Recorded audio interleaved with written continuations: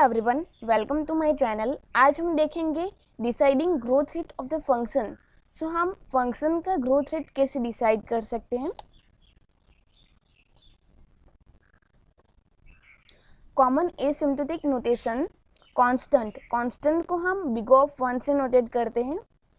Logarithmic का मतलब है कि log function, so big of log n से नोटेट करते हैं।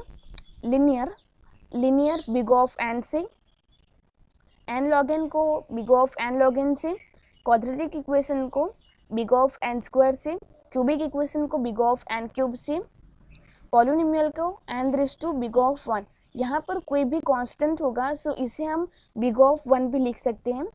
एक्सपोनेंशियल को हम 2 raise to big of n। यहाँ पर एक्सपोनेंशियल में कोई भी n होगा या n स्क्वायर कुछ भी हो सकता है। सो एक्सपोनेंशियल को हम 2 raise to big of n से नोटेट करते हैं। यहाँ पर हमें एक ग्राफ दिया हुआ है, ऑपरेशंस का 11 से ग्राफ है। सो बिग ऑफ log n और बिग ऑफ 1। एलिमेंट्स का मतलब है कि हम कितने नंबर लेंगे, 1 2 3 4 कितने नंबर लेंगे उसको हम एलिमेंट्स बोलते हैं। और ऑपरेशंस, कौन सा ऑपरेशंस के लिए हमें कितनी कॉम्प्लेक्सिटी लगती है, सो हम ऑपरेशंस को कॉम्प्लेक्सिटी से यहाँ पर देखेंगे।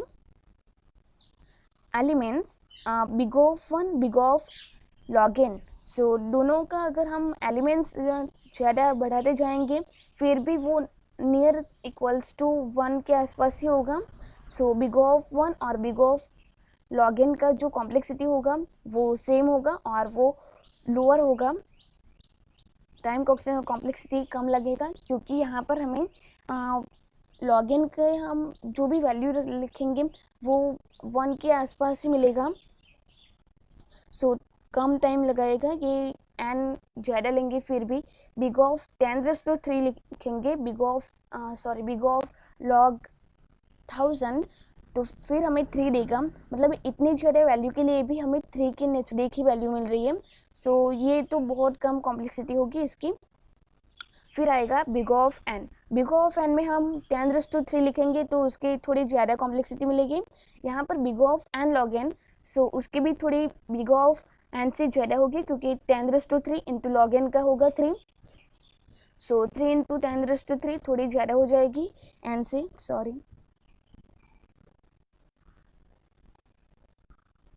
और बिग ऑफ n स्क्वायर 10⁻6 हो जाएगा। सो उसकी तो ऑब्वियसली ज़्यादा होगी big of n log n से।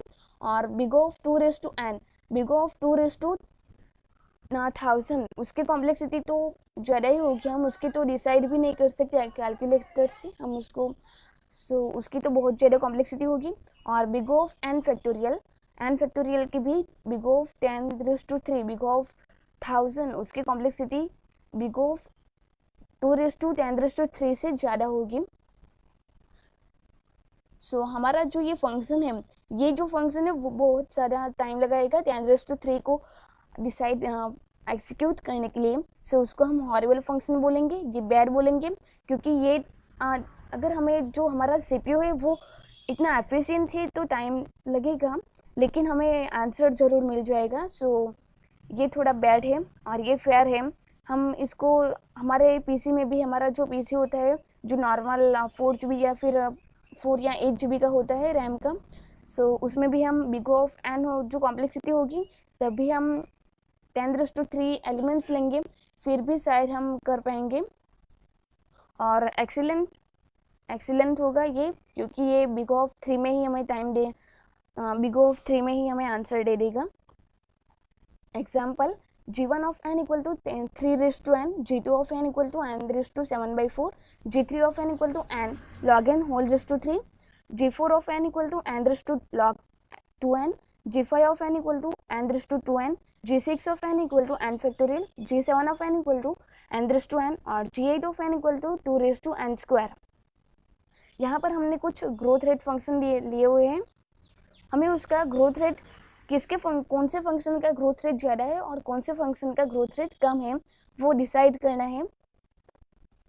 सो हमारे पास दो मेथड है, टेकिंग log n और putting large value of n। g1 of n equal to, हम यहाँ पर टोटल 4 फंक्शन लेंगे, क्योंकि बाकी सारे जितने भी हैं उसकी हम वैल्यू रखकर डायरेक्ट डिसाइड कर सकते हैं। देखिए यहाँ पर 3 रेस टू एन है, सो हमें यहाँ पर लॉगिन लेंगे तो 3 लॉगिन हो जाएगा, सो इतने थोड़ी कम कॉम्प्लेक्सिटी हो जाएगी जो आसानी रहेगी हमें। और N raise to 7/4, N raise to 7/4 1 point something होगा,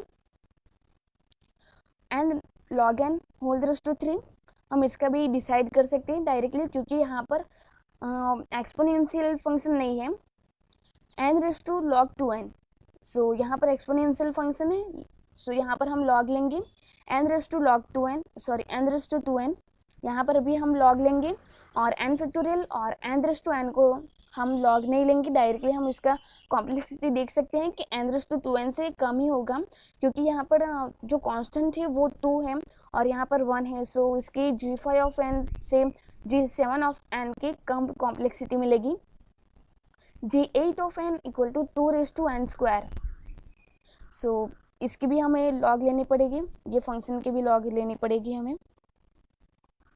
सो टोटल 4 फंक्शन की लॉग ले रहे हैं, g1, g4, g5 और g8। हम इसकी लॉग लेंगे तो g1 हो जाएगा n log 3, g4 हो जाएगा log 2n into log n, g5 हो जाएगा 2n log n, g8 हो जाएगा n स्क्वायर log 2। यहाँ पर जो एक्सपोनेंशियल में जो लिखा होगा वो आगे आ जाएगा।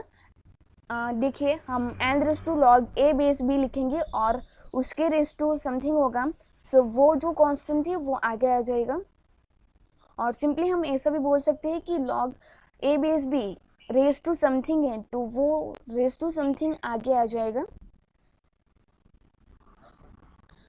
सो यहाँ पर हम देख सकते हैं कि g8 of n n square है, यहाँ पर 2n है, यहाँ पर n है और यहाँ पर जो है वो log n है। सो n स्क्वायर का टाइम कॉम्प्लेक्सिटी ज़्यादा होगा क्योंकि वो पोलिनोमियल है। g5 2n उसका थोड़ा g8 से कम होगा और बाद में आएगा g1 और उसके बाद आएगा g4। सॉरी यहाँ पर मिस्टेक से मैंने gn लिख लिया, यहाँ पर g4 आएगा।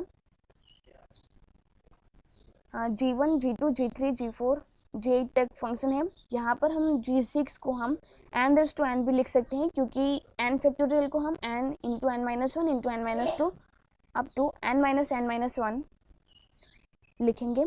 सो हम यहाँ से n कॉमन ले लेंगे, n रेस टू n, यहाँ पर हमने n टाइम्स n लिखा है, so n raise to n common आ जाएगा। माइनस 1 2, ये जो माइनस वाले जो भी टर्म होंगे वो n रेस टू n से कम ही होंगे, सो हम इसको नेगलेक्ट कर सकते हैं। सो g6 और g7 का ग्रोथ रेट सेम ही होगा और g5 से कम होगा। g5 greater than g6 equal to g7।